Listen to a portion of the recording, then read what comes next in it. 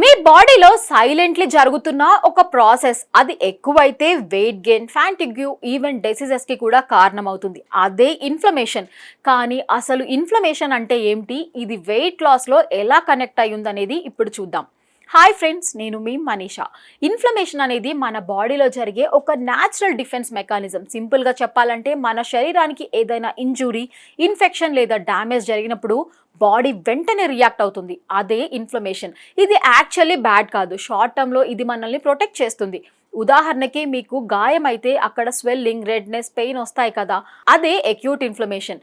ఇది body healing ప్రాసెస్లో భాగం. కానీ ప్రాబ్లం ఎప్పుడు వస్తుందంటే ఈ ఇన్ఫ్లమేషన్ లాంగ్ టర్మ్గా ఉంటే, అంటే క్రోనిక్ ఇన్ఫ్లమేషన్గా మారితే. ఇది బయటకు పెద్దగా కనిపించదు, కానీ బాడీలో కంటిన్యూస్లీ డ్యామేజ్ చేస్తూ ఉంటుంది. క్రోనిక్ ఇన్ఫ్లమేషన్ వల్ల ఏమవుతుందో ఇప్పుడు చూద్దాం. మెటబాలిజం స్లో అవుతుంది, ఇన్సులిన్ రెసిస్టెన్స్ పెరుగుతుంది, ఫ్యాట్ స్టోరేజ్ ఎక్కువ అవుతుంది, ఫ్యాటిగ్యూ, లో ఎనర్జీ లెవెల్స్ వస్తాయి. ఇవి అన్ని కలిపి వెయిట్ లాస్కి పెద్ద ఆబ్స్టికల్గా మారుతాయి. మీరు డైట్ ఫాలో అవుతున్నా, వర్కౌట్ చేస్తున్నా బాడీలో ఇన్ఫ్లమేషన్ ఎక్కువగా ఉంటే ఫ్యాట్ లాస్ స్లో అవుతుంది. ఇంకా క్రోనిక్ ఇన్ఫ్లమేషన్ లాంగ్ టర్మ్లో diabetic, heart diseases, obesity, even కొన్ని క్యాన్సర్స్ కి కూడా లింక్ ఉందని స్టడీస్ చెప్తున్నాయి. అయితే ఇన్ఫ్లమేషన్ ఎందుకు పెరుగుతుంది? ప్రాసెస్డ్ ఫుడ్స్, జంక్ ఫుడ్స్ ఎక్కువగా తినడం, షుగర్ ఇంటేక్ ఎక్కువగా ఉండడం, స్లీప్ లేకపోవడం, స్ట్రెస్ ఎక్కువగా ఉండడం, ఫిజికల్ యాక్టివిటీ లేకపోవడం, ఇవన్నీ బాడీలో ఇన్ఫ్లమేషన్ లెవెల్స్ ని పెంచే మెయిన్ రీజన్స్ అవుతాయి.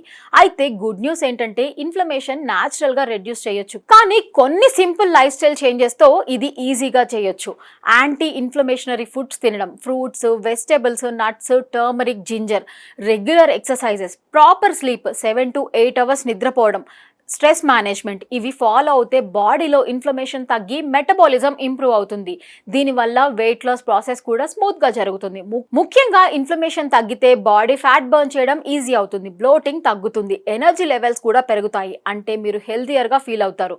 మొత్తానికి ఇన్ఫ్లమేషన్ అనేది కంప్లీట్లీ బ్యాడ్ కాదు, కానీ అది కంట్రోల్లో ఉండాలి. బ్యాలెన్స్డ్ లైఫ్ స్టైల్ తోటి మేనేజ్ చేస్తే అది మీ హెల్త్కి సపోర్ట్ అవుతుంది, లేకపోతే ప్రాబ్లంగా మారుతుంది. ఈ వీడియో కనుక మీకు నచ్చినట్లయితే ఛానల్ని సబ్స్క్రైబ్ చేసుకోండి. Thank you for watching.